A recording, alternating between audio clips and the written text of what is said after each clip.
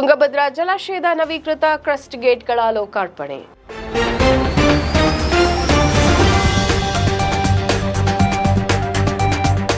ಸುದ್ದಿಗಾರ ಈಗ ನಿಮ್ಮ ಕೇಬಲ್ ನೆಟ್ವರ್ಕ್ನಲ್ಲಿ.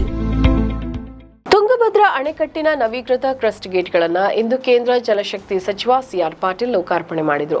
ಮುಖ್ಯಮಂತ್ರಿ ಡಿಕೆ ಶಿವಕುಮಾರ್, ಆಂಧ್ರಪ್ರದೇಶದ ಮುಖ್ಯಮಂತ್ರಿ ಚಂದ್ರಬಾಬು ನಾಯ್ಡು, ತೆಲಂಗಾಣ ಮುಖ್ಯಮಂತ್ರಿ ರೇವಂತ್ ರೆಡ್ಡಿ, ಕೇಂದ್ರ ಜಲಶಕ್ತಿ ರಾಜ್ಯ ಸಚಿವ ವಿ ಸೋಮಣ್ಣ, ಉಪಮುಖ್ಯಮಂತ್ರಿ ಡಾಕ್ಟರ್ ಜಿ ಪರಮೇಶ್ವರ್, ರಾಜ್ಯ ಜಲಸಂಪನ್ಮೂಲ ಸಚಿವ ರಾಮಲಿಂಗಾರೆಡ್ಡಿ ಮತ್ತಿತರರು ಉಪಸ್ಥಿತರಿದ್ದರು. 2024ರ ಆಗಸ್ಟ್ನಲ್ಲಿ ತುಂಗಭದ್ರಾ ಅಣೆಕಟ್ಟಿನ ಕ್ರಸ್ಟ್ ಗೇಟ್ ಸಂಖ್ಯೆ 19 ಹಾನಿಗೆ ಒಳಗಾಗಿತ್ತು.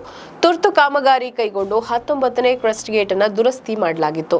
ಉಳಿದ 32 ಕ್ರಸ್ಟ್ ಗೇಟ್ಗಳು ಸುಸ್ಥಿತಿಯಲ್ಲಿ ಇರಲಿಲ್ಲ. ಹೀಗಾಗಿ ರಾಜ್ಯ ಸರ್ಕಾರ ಎಲ್ಲಾ ಕ್ರಸ್ಟ್ ಗೇಟ್ಗಳನ್ನು ಬದಲಾವಣೆ ಮಾಡುವ ನಿರ್ಧಾರವನ್ನು ಕೈಗೊಳ್ಳಲಾಗಿತ್ತು.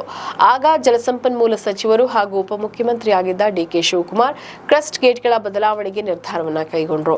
ಆಗಿನ ಮುಖ್ಯಮಂತ್ರಿ ಸಿದ್ದರಾಮಯ್ಯ ಕೂಡ ಅದಕ್ಕೆ ಕೈ ಜೋಡಿಸಿದ್ರು. ನಿಗದಿತ ವೇಳಾಪಟ್ಟಿಯಂತೆ ಕಾಮಗಾರಿ ಪೂರ್ಣಗೊಂಡಿದ್ದು ಇಂದು ಅವುಗಳನ್ನು ಉದ್ಘಾಟಿಸಲಾಗ್ತಾ ಇದೆ. ಮುಖ್ಯಮಂತ್ರಿ ಡಿಕೆ ಶಿವಕುಮಾರ್ ಕಾರ್ಯಕ್ರಮದ ಕೇಂದ್ರ ಬಿಂದುವಾಗಿದ್ದಾರೆ. ತುಂಗಭದ್ರಾ ಅಣೆಕಟ್ಟಿನ ನವೀಕೃತ ಕ್ರಸ್ಟ್ ಗೇಟ್ಗಳನ್ನು ಇಂದು ಕೇಂದ್ರ ಜಲಶಕ್ತಿ ಸಚಿವ ಸಿಆರ್ ಪಾಟೀಲ್ ಲೋಕಾರ್ಪಣೆ ಮಾಡಿದರು.